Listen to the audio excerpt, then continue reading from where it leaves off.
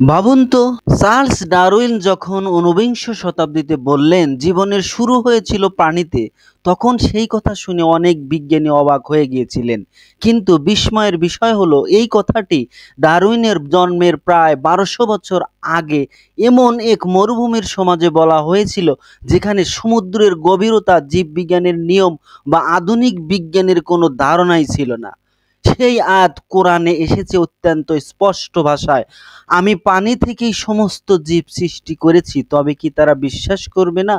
সূরা আল আম্বিয়া অধ্যায় 21 আয়াত 30। আরেক স্থানে বলা হয়েছে, আল্লাহ পানি থেকে প্রত্যেক জীবকে সৃষ্টি করেছেন। সূরা আল নূর অধ্যায় 24 আয়াত 45। এখন প্রশ্ন হলো, 1400 বছর আগে কোনো পরীক্ষাগার ছাড়াই, টেলিস্কোপ, মাইক্রোস্কোপ ছাড়াই তারা কিভাবে জানলো জীবনের মূল উপাদান পানি? বিজ্ঞান কি তখনই এটা আবিষ্কার করেছিল, নাকি এই জ্ঞান এসেছিল স্রষ্টার পক্ষ থেকে? আজকের বিজ্ঞান বলছে পৃথিবীর প্রতিটি জীবের গঠনেই পানি অপরিহার্য। মানুষের শরীরের প্রায় 60 থেকে 70% পানি দিয়ে গঠিত, উদ্ভিদ তা 80 থেকে 90%, আর ক্ষুদ্র অতি ক্ষুদ্র এককোষী জীবেও পানির আধিক্য বিরাজমান। জীববিজ্ঞানের মূলনীতি হলো, পানি ছাড়া কোনো জীবিত কোষ টিকে থাকতে পারে না, কারণ জীবনের জন্য প্রয়োজনীয় সব রাসায়নিক বিক্রিয়া ঘটে পানির মাধ্যমেই। ডিএনএ, আরএনএ, প্রোটিন, লিপিড সব গঠন আর ভাঙন ঘটে পানির সাহায্যে। তাই তো মহাকাশ গবেষণা সংস্থা নাসা জীবনের খোঁজে সব সময় প্রথমেই খোঁজে পানি, কারণ পানি ছাড়া জীবন কল্পনাই করা যায় না। এই কারণে তাদের স্লোগানই হলো ফলো দি ওয়াটার। বিজ্ঞানীদের ধারণা, প্রাচীন পৃথিবীতে সমুদ্রের গভীরে বা গরম পানির উষ্ণ প্রবাহে প্রথম জীবনের উদ্ভব হয়েছিল, যা তারা প্রিমোরিডিয়াল সুপ থিওরি নামে চেনে।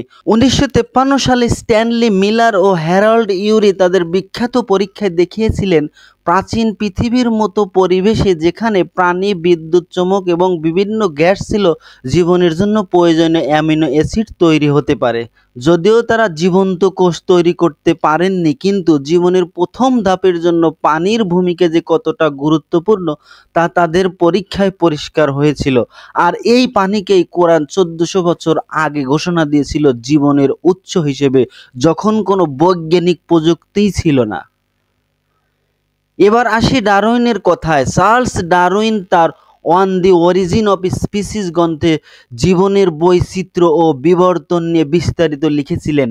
তিনি জীবনের পরিবর্তন ব্যাখ্যা করেছেন প্রাকৃতিক নির্বাচন, ন্যাচারাল সিলেকশন তত্ত্ব দিয়ে, কিন্তু জীবনের একেবারে সূচনা লগ্নে কিভাবে প্রথম জীবের সৃষ্টি হয়েছিল সে বিষয়ে তিনি নিশ্চিত কোনো কথা বলেননি। শুধু অনুমান করেছেন, হয়তো কোনো উষ্ণ পানির পুকুরে রাসায়নিক বিক্রিয়া থেকে জীবনের জন্ম হয়েছিল। এখানে লক্ষ্য করার মতো বিষয় হলো, ডারউইন যেখানে শুধু সম্ভাবনা প্রকাশ করেছেন, সেখানে কোরআন 1400 বছর আগে দৃঢ় ভাষায় ঘোষণা দিয়েছেন পানি থেকেই সমস্ত জীব সৃষ্টি। এটি নিছক কাকতালীয় হতে পারে কি? মরুভূমির এক নিরক্ষর সমাজ, যারা জীবনের বেশিরভাগ সময় কাটাতো বালির মধ্যে, তারা কিভাবে জানলো যে জীবনের সূচনা পানিতে?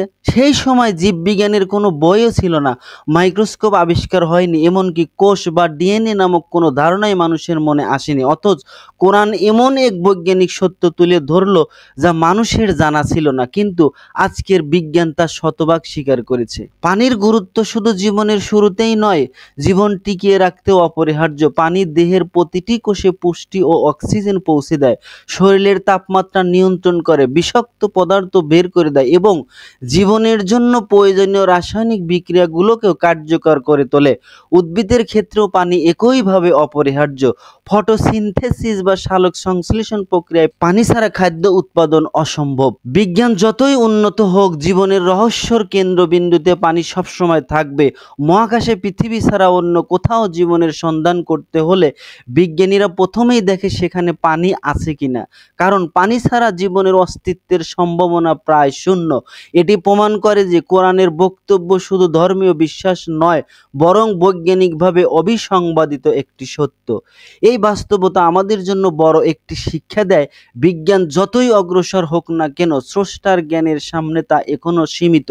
কোরআন শুধু আধ্যাত্মিক দিক নির্দেশনা দেয় না, বরং এমন বৈজ্ঞানিক সত্যও বলে দিয়েছে যা মানুষের জানা ছিল না এবং যা শতাব্দী পরে বিজ্ঞানের মাধ্যমে প্রমাণিত হয়েছে। তাহলে প্রশ্ন হলো, আমরা কি এই নিদর্শন দেখে বিশ্বাস করব না? যখন আধুনিক বিজ্ঞানীরা বলছেন পানি ছাড়া জীবন অসম্ভব, তখন মনে রাখা উচিত এই কথাটি ডারউইন বা নাসা নয়, প্রথম বলেছিলেন সেই স্রষ্টা যিনি জীবন সৃষ্টি করেছেন, আর তার বাণী কোরআনে আজও অপরিবর্তিতভাবে আছে। সুতরাং উপসংহার একটাই, পানি থেকেই সব জীব সৃষ্টি।